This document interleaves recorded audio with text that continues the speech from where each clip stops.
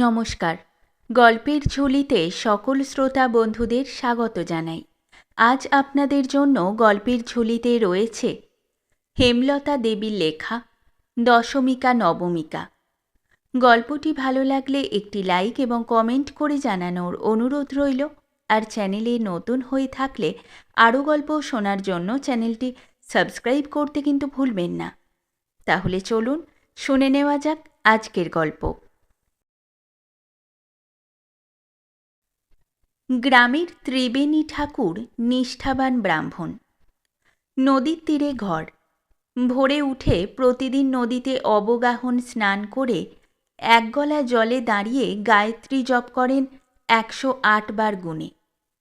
জপ শেষে সূর্যোদয়ের সঙ্গে সঙ্গে বিশ্বের আলোকমূর্তি দর্শন করে জোড়হাতে পরম পুরুষের উদ্দেশ্যে প্রণাম জানিয়ে তীরে ওঠেন ধীর গতিতে।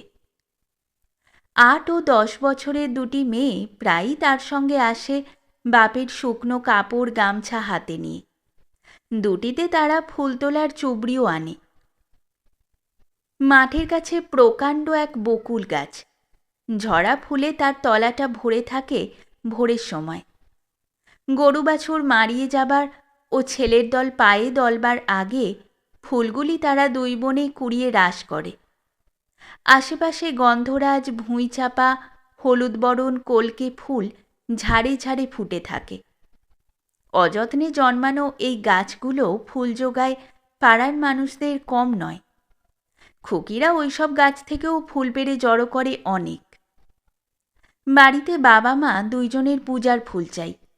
তারাও মাটিতে পুকুর কেটে পুণ্যি পুকুর ব্রত করে বৈশাখ মাসে। মাটি দিয়ে শিব গড়ে পূজা করে 12 মাস। ফুল তোলা, পূজার ঘরে ফুল সাজানো মেয়ে দুটির নিত্য কাজ। বাড়িতে বিগ্রহ নাই। পূজার ঘরে একখানি গীতা থাকে একটি ছোট সিংহাসনের উপর। দুয়ার বন্ধ দিয়ে ত্রিবেণী ঠাকুর পূজায় বসেন। শুধু ধ্যানস্থ থাকেন কি মন্ত্রাদি পড়ে গীতা গ্রন্থ পূজা করেন কেউ তা দেখতে পায় না কোনোদিন। মা স্বামীর পায়ের পুরানো খড়ম দুটি চন্দন মাখিয়ে আরেকটি সিংহাসনে রাখেন। প্রতিদিন তাতেই ফুল চড়ান। ফুটন্ত জোড়া পদ্মের মতো মেয়ে দুটি ফুটে থাকে ঘরের বুকে। ঠাকুর ঠাকুরানী অচল নিষ্ঠায় দিন কাটান পরিবারটিকে পবিত্রতায় অটুট রেখে। স্নান জপ সেরে ঘাটে উঠে গামছায় গা মাথা মুছে শুকনো কাপড় পরে ভিজে গামছা কাপড় নিংড়ে ঠাকুর ডাকলেন, দশমী ধর তো ভিজে কাপড়খানা। নবমী করছে কি, সে আবার গেল কোথায়? পুলিনদের বাগানের বেড়ায় বড় বড় টগর ফুটেছে অনেকগুলো, তাই পারতে গেছে। একটু দূরে, এখনই ফিরবে। বলতে বলতে নবমী ছুটে আসছে দেখা গেল। আয় তোরা আমার সঙ্গে বলে ঠাকুর এগিয়ে চললেন ঘরের দিকে, মুখে গীতার শ্লোক আওড়াতে আওড়াতে। মেয়ে দুইটির নাম দশমিকা নবমিকা। 2 বছরে ছোট বড়। বড়টি দুর্গাপূজার দশমীতে ও ছোটটি 2 বৎসর পরে পূজার নবমী তিথিতে জন্মেছে। সেই সূত্রে এই নামকরণ। বাপের নাম শ্রী ত্রিবেণীশ্বর পাঠক। জ্ঞানী পণ্ডিত বলে খ্যাতি আছে গ্রামে। জ্যোতিষশাস্ত্রে অসাধারণ ব্যুৎপত্তি। দূর গ্রাম শহর থেকে লোকে কোষ্ঠী করাতে ও ফলাফল গোনাতে তার কাছে আসে সব সময়। বেলা 9টা থেকে 12টা পর্যন্ত তিনি এই কাজ করেন। 12টার সময় উঠে আতপান্য আহার করে ঘণ্টাখানেক বিশ্রামের পর 3টা পর্যন্ত উঁচু দরের গ্রন্থ পাঠ করেন নিবিষ্ট মনে। আধুনিককালের অনেকগুলি শিক্ষিত ছেলে জ্যোতিষ বিজ্ঞান শেখবার জন্য গ্রামে এসে বাসা বেঁধে বাস করে তার বাড়িতে মাসেক 2 মাস। বছরে 2-3 দফায় এসে তারা বিজ্ঞানটি আয়ত্ত করতে চেষ্টা করে। বোঝে ব্যাপারটা বড় সহজ নয়। অধ্যবসায় মনোযোগ চাই খুব বেশি, তবে যদি কিছুটা আয়ত্ত হয়। কেউ তারা কলেজের ছেলে, কেউ চাকুরে। ছুটির ফাঁকে আসাই তাদের সম্ভব হয়। গ্রীষ্মের লম্বা ছুটিতে বেশিরভাগ পোড়োর দল ও পূজার ছুটিতে বেশিরভাগ চাকুরে বাবুরা এসে থাকে। গ্রীষ্মে গ্রামের আম, কাঁঠাল, জাম, জামরুল, কচি তালের শাঁস, নেয়াপাতি ডাবের জল প্রভৃতি উপাদেয় রসালো ফলগুলি প্রচুর পরিমাণে খেয়ে তারা তৃপ্ত হয়। শহরের দারুণ উত্তাপ থেকেও গাছের ছায়ায় ঠান্ডা হওয়ায় সুখ পায় অনেকখানি। ত্রিবেণী ঠাকুর শিক্ষা দিয়ে পয়সা নেন না কারো কাছে। শিষ্যেরা জোড়া জোড়া কাপড় আনে মা ঠাকুরানী ও খুকিদের জন্য। ঠাকুরের জন্য ছাতা, খড়ম, বসবার আসন, পাটের জোড় এনে থাকে ভক্তি করে। বৈশাখী পূর্ণিমায় ও কার্তিক মাসে রাসের সময় ত্রিবেণী ঠাকুরের বাড়িতে উৎসবের ঘটা লাগে। গ্রামের ইতর ভদ্র সকলকে তিনি ভোজনে পরিতৃপ্ত করে আনন্দ পান। রান্না করেন পাড়ার মেয়েরা ও গৃহিণী স্বয়ং। গৃহিণীর নাম শ্রীমণ্ডিতা দেবী। যে কাজে তিনি হাত দেন সব শ্রীমণ্ডিত হয়ে ওঠে। বাপ মা নাম রেখেছিলেন সার্থক। গ্রাম জুড়ে তার নাম ডাক, রান্নার খ্যাতি। গ্রামের খাওয়া মাছ, ভাত, তরকারি, পায়েস। লুচির কারবার দেখা যায় না সেখানে। শহরে শিষ্যেরা আজ কবছর থেকে ক্যানিস্তারা ভরা ঘি ও থলে বোঝাই ময়দা আনে উৎসবের সময়। রাতের ভোজে লুচি খাওয়ানো চলছে আজ কয়েক বৎসর। মেয়েরা অন্নব্যঞ্জন রন্ধনে ও পরিবেশনে পটু। লুচির কাজের ভার নেন পুরুষেরা। ত্রিবেণী ঠাকুরের ঘরে অন্নের অভাব নেই। 500 বিঘে লাখরাত জমিতে ধান হয় প্রচুর। বাস্তু ভিটেখানি নিষ্কর, দান সত্ত্বে পূর্বপুরুষের পাওয়া। খাজনা লাগে না 1 পয়সা।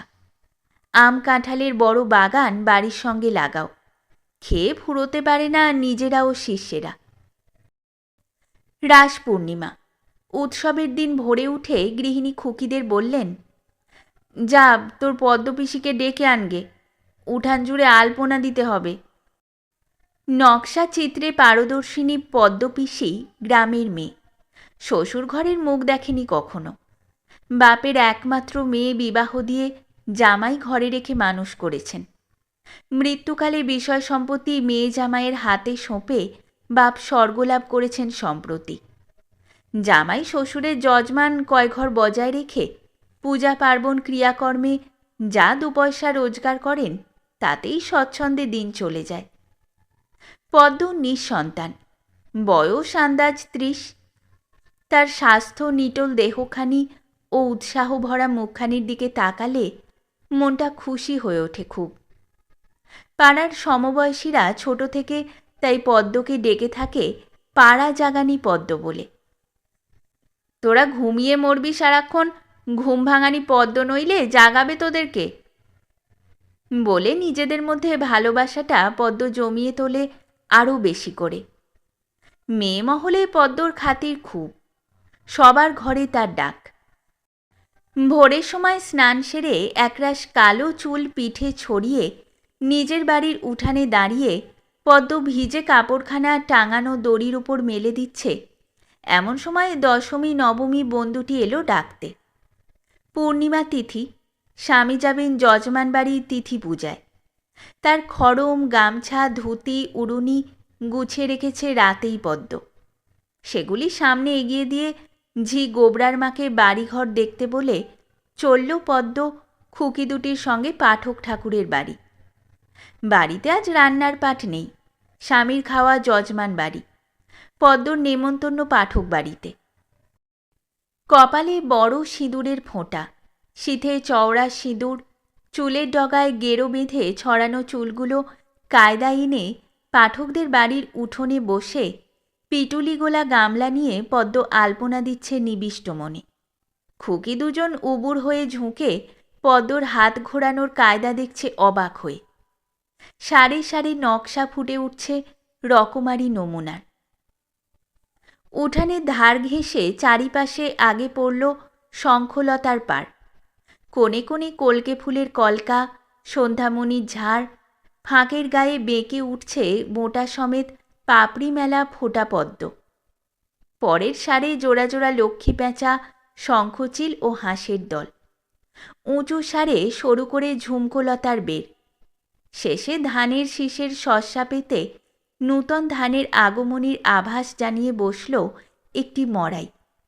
আলপনাতেই শ্রী ফুটল অপূর্ব। পিটুলি গোলা গামলা হাতে উঠে দাঁড়ালো পদ্ম। দশমী নবমী দৌড়ে এসে ধরল তাকে। আমাদের একটু শেখাও না পদ্মপিসি, কেমন করে আঙুলে টান দেব বলে দাও না। ও পাশে দাওয়ায় গিয়ে গোলা নিয়ে বস, আমি দিচ্ছি তোদের দেখিয়ে। আগে ডোরা টানগে। মনটা খুকিদের জল জলে। না জেনে শিখে ফেলেছে তারা অনেকখানি। পদ্ম আসার আগেই তারা ফুল পাতা লতা পাখি এঁকে ফেলল। পদ্ম দেখে অবাক। সন্ধ্যায় রাস। প্রতিমা প্রতীক নাই পাঠকের বাড়ি। চিত্র করা ঘট এনে বসানো হলো। ঘটের গলায় গন্ধে ভরা গন্ধরাজের গোড়ে মালা। ফুলের গন্ধ, ধূপের গন্ধ, শাঁকের ধ্বনি ঘোরালো করে তুলল সন্ধ্যাটাকে, ভরিয়ে তুলল সবার মন ভাবের ভারে। তিথি পূজা করলেন ঠাকুর সুনক্ষত্রের সুদৃষ্টিতে ভর করে। 6 বৎসর কেটে গেছে। ত্রিবেণী ঠাকুরের গ্রামখানিতে পরিবর্তন ঘটেছে ঢের, আরও ঘটছে দিনে দিনে। নূতন শিক্ষার হাওয়া বইতে শুরু করেছে 10-এর জ্ঞানে মানুষের মনে। পৃথিবীর খবর এনে দিচ্ছে খবরের কাগজগুলি, পড়ে মানুষ চমকে উঠছে নূতন চেতনায়, বিস্মিত হচ্ছে বৃহৎ পৃথিবীর পরিচয় পেয়ে। গ্রামের শহরে পড়া ছেলের দল উঠে পড়ে লেগেছে গ্রামের উন্নতির কাজে। 3 বছরের গড়া গ্রামের মাইনর স্কুলটিকে তারা উচ্চ শিক্ষালয় না করে ছাড়বে না। নিম্ন প্রাথমিক বালিকা বিদ্যালয়ও খোলা চাই যত শীঘ্র সম্ভব। তাদের ঝোঁক। রোদ বৃষ্টি ঝড় মানে না তারা, ঘুরে বেড়ায় দাঁড়ে দাঁড়ে টাকা তুলতে, মানুষ জড়ো করতে। জমিদার বাবুরা তাদের কাজে সায় দিচ্ছেন দায়ে পড়ে, নইলে পাতা পান না সবার কাজে সবার মাঝে। ছেলেদের উদ্যম অধ্যবসায় অসাধারণ। গ্রামের পাগলা পাঁচু গেয়ে বেড়ায়, বেঁচে থাকো সোনার ছেলে, কাজ করে যাও অবহেলে। ত্রিবেণী ঠাকুরের জ্যোতিষ বিজ্ঞানের চর্চা চলছে সমভাবে, বরং শিষ্য সংখ্যা বেড়েছে। বাড়ির রীতি পদ্ধতি বেশি কিছু বদলায়নি, তবে মেয়ে দুটি বড় হয়েছে, তাই বাড়িতে বাসা পায় না কেউ। যাতায়াত করে অনেকেই। মেয়েরা বড় হয়েছে বেশ, বিয়ে হয়নি আজও। পাড়ার লোকে বুঝতে পারে না জ্যোতিষী ঠাকুরের ভাবখানা। ভূত ভবিষ্যৎ ভেবে থাকেন তিনি অন্যের, তার ভাবনা ভাববে কে? ঠাকুর রাশভারী মানুষ, সামনে কারো কথা বলতে সাহস হয় না। দুপুর রাত। ঠাকুর বিছানায় শুয়ে। শ্রীমণ্ডিতা দেবী বসে স্বামীর পদসেবা করছেন। ছোট একখানি হাত পাখা হাতে নিয়ে বাতাস দিচ্ছেন মাঝে মাঝে। পাশের ঘরে দশমী নবমী অঘরে ঘুমোচ্ছে। গৃহিণী বললেন, মেয়েদের ভাবনা ভেবে আমার চোখে ঘুম আসে না রাতে। দিনক্ষণ লগ্নগুঞ্চ তুমি দিনরাত, ওদের অদৃষ্ট চক্র কি তোমার চোখে পড়ে না? সে চক্রের গতি কোন দিকে কেমনতর, তার ফলাফলই বা কী? আমার মনে কিন্তু সুখ নাই এতটুকু। তোমার মনের সন্ধান পাই না এ সম্বন্ধে আমি কিছু মাত্র। ঠাকুর বললেন, গৃহিণী, গোপন করেছি তোমার কাছে একটা কথা এতদিন। একটা বড় দারুণ খবর শোনাতে হবে তোমাকে, তাতে দুঃখ পাবে খুব। দশমিকার ভাগ্যে বড় দারুণ দাগা, বৈধব্যযোগ সুস্পষ্ট। জেনে শুনে বাপ হয়ে বিয়ে দিই কি বলে? বিয়ের 1টি মাসের মধ্যে স্বামীর মৃত্যুযোগ সুনিশ্চিত। আমার গণনা অব্যর্থ। ভয়ে গৃহিণীর মুখখানা শুকিয়ে উঠল। শোনামাত্র তিনি স্বামীর পায়ের গোড়ায় আছড়ে পড়লেন মূর্ছিতের মতো। ধৈর্য ধরো, বুদ্ধি স্থির রাখতে হবে বিপদে। আকাশের নক্ষত্রগুলি আমার পরম প্রিয়, তাদের দিকে চেয়ে আমার রাত কাটে, তুমি জানো। অচল ধ্রুব নক্ষত্র আমার সাধনার ধন, তারই সঙ্গে গেঁথে দেব আমাদের আদরের ধন দশমীর ভাগ্য। বৈধব্যের হাত এড়িয়ে অরুন্ধতির মতো স্মরণীয় হয়ে থাকবে সে স্মরণাতীতকাল। এক পক্ষ পরে রবিভুক্ত মেষ রাশির কন্যা লগ্নে সুকর্মা যোগে দশমী ধ্রুব নক্ষত্রের গলায় মালা দেবে স্থির করেছি। সেই রাতেই নবমীর বিয়ে দেব পরের লগ্নে শিক্ষিত সৎপাত্র পুষ্করনাথের সঙ্গে। কথাবার্তা পাকা হয়ে গেছে অনেক দিন। সকল কথা জানিয়েছি তাকে সবিস্তারে। দশমীর ভাগ্যফল, নক্ষত্র বিবাহ সব সে জানে। পুষ্কর পিতৃমাতৃহীন, আমার ভিটায় বাস করবে, জ্যোতির্বিজ্ঞানের চর্চা রাখবে, এতেই আমার সুখ। গ্রামের স্কুলের সে হেডমাস্টার, সবাই জানে তাকে। তোমার বাড়িতেও আসে সে প্রায় প্রতিদিন। প্রিয় দর্শন মূর্তিটি তার দেখেছ তুমিও অনেকবার। বিয়ের দিন প্রতিবেশীদের জানাবো, কথাটা চেপে রাখতে হবে এখন। দশমীর ভাগ্য দুর্যোগের খবরে অবসন্নপ্রাণ গৃহিণীকে নবমীর সৌভাগ্যের সুসংবাদ যেন একটু সান্ত্বনার প্রলেপ দিল। ভাঙা বুক বেঁধে উঠে বসলেন তিনি। পাশের ঘরে গিয়ে ঘুমন্ত মেয়ে দুটির মুখ দেখে এলেন একবার প্রাণ ভরে। দশমীর দশা ভেবে মায়ের প্রাণ আবার যেন প্রবোধ মানে না। জ্যোতির্লোকে মন সঁপে দশমীর দিন কাটাবে, এ কি এক নতুনতর কথা। নিঃশব্দে আয়োজন চলতে লাগল। বিয়ের দিন পদ্মপিসির ডাক পড়ল। মালা গাঁথা, শাঁখা শাড়ির সাজসজ্জা সকলেই নীরবে জোগাড় হতে লাগল। আড়ম্বর আতিশয্যনাই কোনোখানে একটুও। কচি প্রাণ মেয়ে দুটি বাবাকে ভালোবাসে সমস্ত প্রাণ ঢেলে। তারা যেন বাবার চোখে চোখ পায়, বাবার কানে শোনে, বাবার মনে মন মিশিয়ে চলে, বলে, খায়, শোয়। বাবা তাদের শিখিয়েছেন সংস্কৃত ভাষা সুন্দর করে। মিষ্টি গলায় স্তোত্র আওড়ায় তারা, মন মুগ্ধ করে যে শোনে। রাতে বিয়ে। বর দেখেনি দুজনের একজনও। কে জানে তাদের কেমন বর আসছে আজ শুভক্ষণে। বয়স দশমীর 16, কিন্তু মনে দশমী যেন সেই 10 বছরের মেয়ে। মন্ত্র পড়ে বাবা বললেন, শুভ লগ্নে শুভ দৃষ্টি করো মা, চিরদিনের পতির পানে। দশমী চোখ তুলে চেয়ে দেখল সম্মুখে জলজলে জ্যোতির্ময় আলোক রাশি। বাবা বললেন, এই তোমার বর মা, এরই গলায় মালা দাও। দশমী ভাবল, এই কি আমার বর? এই জ্যোতির্মণ্ডল, এই আলোক রাশি। বাপের পুনঃ পুনঃ মন্ত্রোচ্চারণের ধ্বনিতে তার মনটা যেন সম্মোহিত হতে লাগল। ক্রমে তার চৈতন্য বিলুপ্ত হয়ে আসতে লাগল সেই অপার্থিব আলোক রাশির মধ্যে। চিত্রিত পিঁড়ির উপর সে মূর্ছিত হয়ে পড়ল কিছুক্ষণের মতো। হাতের মালাখানি হাতেই রয়ে গেল, গলায় পরানো হলো না কারো। পরের লগ্নে কখন নবমিকার বিয়ে হলো কিছুই জানল না সে। পরের দিন ভোরে উঠে ত্রিবেণী ঠাকুর গৃহিণীকে বললেন, সন্ধ্যার ট্রেন ধরে দশমীকেও তোমাকে নিয়ে আমি কাশী রওনা হব। গুরুদেব আছেন সেখানে। ঘরবাড়ি রইল সব পুষ্করনাথ নবমিকার হাতে। অষ্টমঙ্গলা হলো না যে আজই যাবে? হ্যাঁ, আজই যাব, থাক অষ্টমঙ্গলা। কাশীর বিখ্যাত পণ্ডিত বিশ্বগুরু বেদান্ত বাগীশ জ্যোতিষরত্ন, শুদ্ধচেতা, তেজস্বী ব্রাহ্মণ। বয়স 80 বছরের উপর। নিয়ম নিষ্ঠা শরীরখানি অটুট রেখেছে আজও। দুবেলা গঙ্গা স্নানে যান প্রায় 8 ক্রোশ পথ পায়ে হেঁটে। কোমর একটু বাঁকেনি, বুক একটু ঝোঁকেনি, খাড়া সোজা চলেন। পথের লোক প্রণাম করে পায়ের ধুলো গায়ে মাখে, ভাবে রোগের বালাই দূরে যাবে, এমনই অটুট স্বাস্থ্য পাবে স্পর্শ পেলে। তিনি নিজের মনে এগিয়ে চলেন। তারা পিছু থেকে বলে, বিদ্যায় ব্রাহ্মণ বৃহস্পতি, কলির বেদব্যাস, যোগ বলে দেহখানার দীপ্তি দেখেছ? তাদের একটি কথাও তার কানে পৌঁছয় না কোনোদিন। যোগ শিখতে, জ্যোতিষ, ব্যাকরণ, বেদান্ত পড়তে ছাত্র শিষ্য আসে দলে দলে। সকলকে শিক্ষা দেন তিনি সমান আদরে। ভক্তিতে তারা লুটিয়ে পড়ে তার কাছে। ছাত্র শিষ্যরা তাকে পিতা ঠাকুর, গুরু ঠাকুর বলে ডাকে। পণ্ডিত সমাজ ডাকেন আচার্য নামে।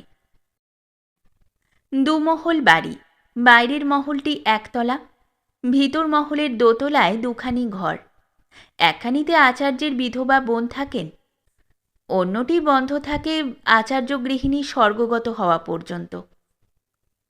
3 দিক ঘেরা, সামনে থামের সার, বারবাড়ির বড় দালান, মোটা পুরু কম্বল বিছিয়ে আচার্য বিশ্বগুরু বসে ছাত্রদের পাঠ দিচ্ছেন। দালানের মেঝেটি চকচকে বেলে পাথরে বাঁধানো, এমন পরিচ্ছন্ন যে ছাত্রদের আসন লাগে না বসতে। দেয়ালে কাঠের তাকে অসংখ্য শাস্ত্রগ্রন্থ সাজানো। পড়ার পুঁথি খুঁজে পায় ছাত্রেরা যখন যা দরকার। পাঠ চলছে। শিষ্য সুবন্ধু এসে খবর দিল, ঠাকুর, বাংলা থেকে ত্রিবেণীশ্বর পাঠক এসে পৌঁছেছেন সপরিবারে এইমাত্র। ব্যবস্থা সব ঠিক আছে, মেয়েদের পাঠিয়ে দাও অন্দরে। ত্রিবেণীর স্নান বিশ্রামের ব্যবস্থা করো সদরের কোণের ঘরে। 2 মাস পূর্বে ত্রিবেণী ঠাকুর গুরু ঠাকুরকে লিখে জানিয়েছিলেন আসার খবর। বিশ্বনাথ দর্শন, গুরুদেব দর্শন পাঠক পরিবারের বড় প্রয়োজন এই সময়। মেয়েটার মনের একটা স্থিতি তো করাতে হবে। দুপুরে আহারের সময় গুরুদেবের দর্শন পেয়ে তার চরণ স্পর্শ করে তাদের প্রাণটা স্বস্তিতে ভরে উঠল। মনে হলো ওইখানে তাদের সকল সমস্যার সমাধান। গুরু শিষ্যে আহারে বসলেন পাশাপাশি। প্রসাদ পেয়ে ভোজন শুরু করলেন পাঠক ঠাকুর 2 দিন অন্ন গ্রহণ না করার পর। দশমিকা ও পাঠক গৃহিণী বসবেন পরে, তাদের খাইয়ে তবে বিধবা বোনের খাওয়া। অন্নব্যঞ্জন সব তারই হাতে তৈরি। দোতলার বন্ধ ঘরটি নবাগতা মা মেয়ের জন্য নির্দিষ্ট করে দেওয়া হলো। ত্রিবেণী ঠাকুর থাকবেন সদরে। ত্রিবেণী ঠাকুর দশমিকাকে সংস্কৃত শিখিয়েছিলেন অনেকখানি, তাকে এখন বেদান্ত পড়ানো তার ইচ্ছা। গুরুদেবের চরণে প্রার্থনা জানালেন। সানন্দে আচার্য সম্মতি দিলেন তখনই। দশমিকার দিকে চেয়ে হেসে বললেন, বিচার বুদ্ধিতে শান দিতে হবে অনেকখানি। শানের পাথরখানি সঙ্গে নিয়ে পড়তে বসো। আগাগোড়া শান দিদি, আগাগোড়া শান। শুরু করো পড়তে, দেখবে তখন ব্যাপারখানা। মন বুদ্ধি চৈতন্যের স্থূল পর্দা খসিয়ে জড়ত্ব ঘুচিয়ে পাতলা হালকা সূক্ষ্ম করে তুলতে হবে শানের গুণে। বুঝবে তবেই বেদান্ত, ডুববে তার স্তব্ধ নিতল নিগুড় রসে। বলে আচার্য আরেকবার মৃদু হাসলেন। দশমিকা স্থির দাঁড়িয়ে, মুখে কথা নাই। কথাগুলি তার মাথায় ঢুকল কিনা, মনে বসল কিনা বোঝা গেল না। ধীরে ধীরে নিজের আঁচলের খুঁটটি তুলে গলায় জড়িয়ে নত মাথা মাটিতে ঠেকিয়ে পিতামহ আচার্যের চরণে অন্তরের সমস্ত ভক্তিটুকু উজাড় করে সে নিবেদন করে দিল উত্তরে। দিন যায়। আচার্য আশ্রমের কাজ চলে পূর্ববৎ। ত্রিবেণী ঠাকুর শান্ত হয়ে মন ঢেলে দিয়েছেন জ্যোতিষ গণনায়। দশমিকা পাঠ নিচ্ছে প্রতিদিন আচার্যের কাছে। আচার্যের বিধবা বোন ও পাঠক গৃহিণী দুইজনেই গুরু সেবা দেবসেবায় থাকেন নিযুক্ত। সন্ধ্যায় শিষ্যদের মুখে ভাগবত পাঠ শোনেন প্রতিদিন। পাঠক আজও অবসর পাননি দশমিকার ভাগ্যফল নক্ষত্র বিবাহের কথা আচার্যকে জানাতে। আচার্যের মনে প্রশ্ন ওঠে না কারো সম্বন্ধে কখনো। তার ঝাপসা ধারণা দশমিকা অবিবাহিতা। পাঠকের 2 মেয়ে, ঘরবাড়ি এসবের কোনো খবরই রাখেন না তিনি। কুমার জীবনে পাঠক কাশীতে তার কাছে দীক্ষা নেন, যোগ জ্যোতিষ শিখতে শুরু করেন। শেষে জ্যোতিষের দিকেই ঝুঁকে পড়েন বেশি। দেশে ফিরে পাঠক ঠাকুর বিবাহ করে সংসার ধর্ম পালন করেছেন এতদিন। প্রৌঢ়াবস্থায় আবার এসেছেন গুরুর আশ্রয়ে। মহাবারুণী যোগ। কাশীর দশাশ্বমেধ ঘাটে অসম্ভব ভিড়। মেয়ে হারানো, ছেলে হারানো, গহনা চুরির পর্ব চলছে চারদিকে। যাত্রীদের মধ্যে রোগের প্রাদুর্ভাব। ঘরে ঘরে রোগ ছড়িয়ে পড়ছে। প্রাণের ভয়ে সবাই অস্থির, তবু পূর্ণ সঞ্চয়ে ব্যাঘাত না ঘটে। ভিড় ঠেলে ত্রিবেণী ঠাকুর ভোরে অন্ধকার থাকতে মেয়েদের গঙ্গায় স্নান করিয়ে নিয়ে এলেন। নিজে স্নান করলেন প্রাতঃ সন্ধ্যা দুবেলা। রাতে পাঠক অসুস্থ হলেন। ভোরের সময় সাংঘাতিক রোগের লক্ষণ প্রকাশ পেল। ২-৪ বার ভেদবমির সঙ্গে সঙ্গে পাঠকের শেষ সময় হল উপস্থিত। গুরুর চরণে মাথা রেখে গৃহিণীকে দশমীকে তার পায়ে সঁপে জ্যোতিষ্কলোক ধ্যান করতে করতে ঠাকুর স্বর্গে গেলেন সকাল হতেই। গুরু ভরসা। পাঠক গৃহিণী দশমিকা অসহায় হল না অভিভাবক অভাবে। অচল অটল আশ্রয় তাদের আচার্যদেব। বিদেশে আসার সময় স্বামীর পুরানো খড়মজোড়া আনতে শ্রীমণ্ডিতা দেবী ভোলেন নাই। আজও তার শয়ন শিয়রে থাকে সেই খড়মজোড়াটি। আচার্যের ঠাকুর ঘরে শিষ্যের খড়ম রাখা চলে না বলে আচার্যদেবের আদেশে পাঠক গৃহিণী গৃহস্থালী ছেড়ে গীতায় মন দিয়েছেন ১৬ আনা। সিংহাসন সহ স্বামীর গীতা গ্রন্থখানিও তাদের সঙ্গে এসেছিল। স্বামী পূজ্য গীতাখানি শ্রীমণ্ডিতার কাছে আজ পরম পূজ্য। দশমিকা সংসারের কাজ করে আচার্যের বিধবা বোনের সঙ্গে। অধ্যয়নের ব্যাঘাত হয় না তাতে তার এতটুকু। সকল দিকেই তার নিষ্ঠা সমান। রাজপরিবারের ছেলে রাজশেখর আচার্যের শিষ্য হয়েছেন সম্প্রতি। দর্শনশাস্ত্রের অনুশীলন তার উদ্দেশ্য। মস্ত বড় ডিগ্রি আছে তার এম.এ। তাতে দর্শনশাস্ত্রের ক্ষুধা মেটে নাই, তাই আচার্যের শরণাগত। রোজ যাতায়াত করেন আচার্য বাড়ি। পাঠ নেন মনোযোগের সঙ্গে। ধনীর সন্তান, বিলাসী নন এতটুকু। অল্প দিনেই প্রিয় হয়ে উঠেছেন আচার্যের। ছাত্রদের পাঠের সময় তিনি আসতে পারেন না, বাড়ির কাজে ব্যস্ত থাকেন। বিপুল জমিদারি, তার কাজ দেখতে হয় সারা সকাল। স্বতন্ত্র সময় দিতে হয় তার পাঠের জন্য। দশমিকার জন্য আবার অন্য সময় নির্দিষ্ট থাকে। এতে আচার্যের পরিশ্রম হয় খুব। শিষ্যের শিক্ষার আগ্রহ তাকে বেঁধে রাখে শিক্ষাদানে। দশমিকা এগিয়েছে অনেক দূর। সন্ধ্যায় সে পাঠ নিচ্ছে আচার্যের কাছে। রাজশেখর এসে উপস্থিত হলেন প্রকাণ্ড এক দর্শন গ্রন্থ হাতে নিয়ে। গ্রন্থখানা নূতন প্রকাশিত হয়েছে প্রাচ্য প্রতীচ্যের দার্শনিক ভাব একত্র করে। গ্রন্থখানি ইংরেজি ভাষায় লেখা। আচার্যকে ভাষান্তরিত করে বুঝিয়ে তিনি বুঝে নেবেন তার সিদ্ধান্ত এ বিষয়। একটি কিশোরী আচার্যের কাছে বেদান্ত পড়ছে দেখে তিনি বিস্মিত হলেন। দু একটি পাঠ শুনে শুনে তার ধারণার পরিচয় পেয়ে চমৎকৃত হয়ে দাঁড়িয়ে গেলেন কিছুক্ষণ। ভাবলেন, মেয়েদের এমন পরিষ্কার বুদ্ধি। দশমিকা উঠে গেল বাড়ির ভিতর। বসো রাজশেখর। মেয়েটি আমার প্রিয় শিষ্য স্বর্গীয় ত্রিবেণী পাঠকের। ত্রিবেণী চলে গেলেন মেয়েটির ভাবনা আমাকে ভাবতে রেখে। নিজের ভাবনার ভার দিয়েছি ভগবানে, এখন এর ভার দিই কাকে? কি করতে হবে ওর জন্য? কি চাই? পাত্র, পাত্র চাই। উনি কি অবিবাহিতা? তাই তো আমার ধারণা। বিবাহিতার লক্ষণ তো কিছু দেখি না। কি করতে চান এখন? ওর বিবাহ দিতে চাই। বৃদ্ধ আমি, ওকে বেদান্ত পড়াই, কোনো শিষ্যের ওপর ভার দিতে তো পারি না। বয়ঃপ্রাপ্তা, আমাকেই দেখতে হয়। প্রখর বুদ্ধিশালিনী, একদিনে আয়ত্ত করে ৩ দিনের পাঠ। এমন শিষ্য পাওয়া সৌভাগ্য। কিন্তু আমার শক্তি নাই আর বেশি পরিশ্রম করার। ছাত্রগুলিকে তো ছাড়তে পারি না, তাদের শিক্ষা শেষ করে দিতে তো হবে। আমি কিছু করতে পারি এ সম্বন্ধে? অর্থ দিয়ে, সামর্থ্য দিয়ে? বিবাহ করো, দশমিকাকে বিবাহ করো। সকল দিকে গুণবতী কন্যা। রাজশেখর হেঁট মাথায় নীরব রইলেন। সংকল্প বিবাহ করবেন না কখনো। গতকাল বর্ষফল গণনার সময় দশমিকার বর্তমান বর্ষের ভাগ্যফল গণনা করেছি। গণনায় 2টি অক্ষর উঠল, বি বা। এতে বর্তমান বর্ষে তার বিবাহ বোঝায়। স্বামীর স্থান গণনায় স্বামীর নামের গোড়ার ও শেষের 2টি অক্ষর দেখা দিল র র। তোমার নামের সঙ্গে মিল রয়েছে, দেখছো তো বাবজি? ভাগ্যযোগে এই কন্যা তোমার সঙ্গে যুক্ত না হয়ে যায় না।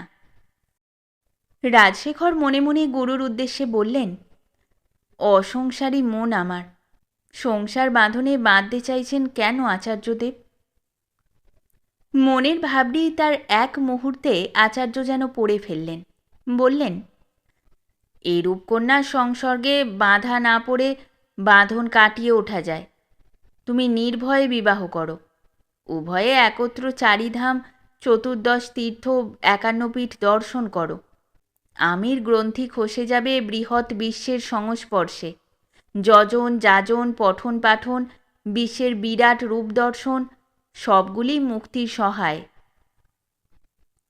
আচার্যের কথা একটা বড় রকমের ধাক্কা দিল রাজশেখরের মনে। তবে কি বিবাহ বন্ধন নয়? বিবাহের মধ্যেও কি মুক্তির পথ পাওয়া যায়? নূতন কথা। প্রকাশ্যে বললেন, গুরু আজ্ঞা অলঙ্ঘনীয়। ভয় নাই বাবজি, ভয় নাই। দশমিকার মধ্যে মুক্তি আছে, স্বচ্ছ চৈতন্য ওর মধ্যে প্রত্যক্ষ।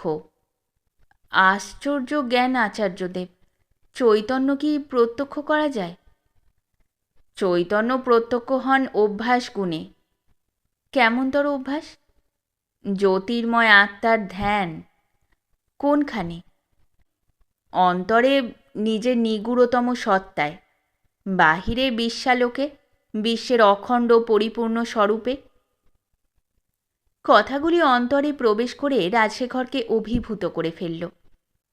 গুরুদত্ত শক্তির প্রভাবে ক্ষণকালের জন্য সত্তার অখণ্ড স্বরূপ ভেসে উঠল তার অন্তরের মধ্যে।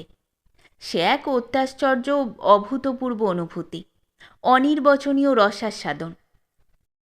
রাত্রেই শ্রীমণ্ডিতা দেবীকে ডেকে আচার্য বললেন, মা শ্রীমণ্ডিতা, দশমিকার বিবাহ স্থির। ভয়ে বিস্ময়ে বিমূঢ়ের মতো জড়িত কণ্ঠে শ্রীমণ্ডিতা উত্তর করিলেন, বিবাহ দশমিকার? সম্ভব নয় পিতা ঠাকুর। কেন নয়? তার অদৃষ্টে অকাট্য বৈধব্যযোগ সুনির্দিষ্ট, তার পিতার গণনা। কিয়ৎক্ষণ স্তব্ধ থেকে আচার্য বললেন, যোগবল, পূর্ণকর্ম, ভগবৎ কৃপা ভবিতব্যের দোষ খণ্ডন করে, শাস্ত্রের বচন।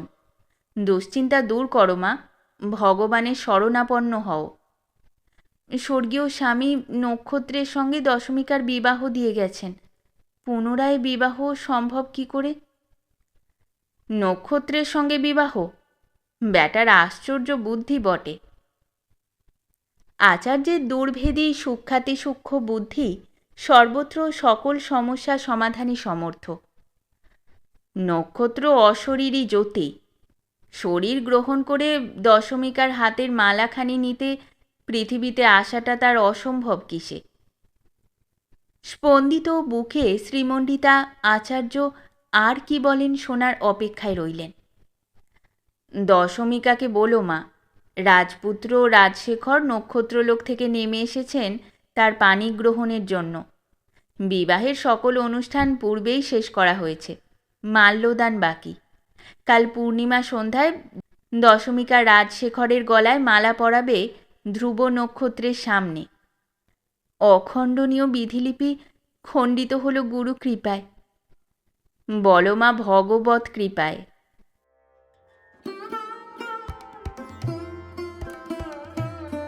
শেষ হলো আমাদের আজকের গল্প। গল্প পাঠে এবং বিভিন্ন চরিত্রে আমি তৃষিতা। গল্পটি ভালো লাগলে লাইক এবং শেয়ার করে দেবেন। আর চ্যানেলে নতুন হয়ে থাকলে আরও গল্প শোনার জন্য চ্যানেলটি সাবস্ক্রাইব করতে কিন্তু ভুলবেন না। খুব তাড়াতাড়ি নতুন একটি গল্প নিয়ে ফিরে আসব। সকলে ভালো থাকুন, শুনতে থাকুন গল্পের ঝুলি।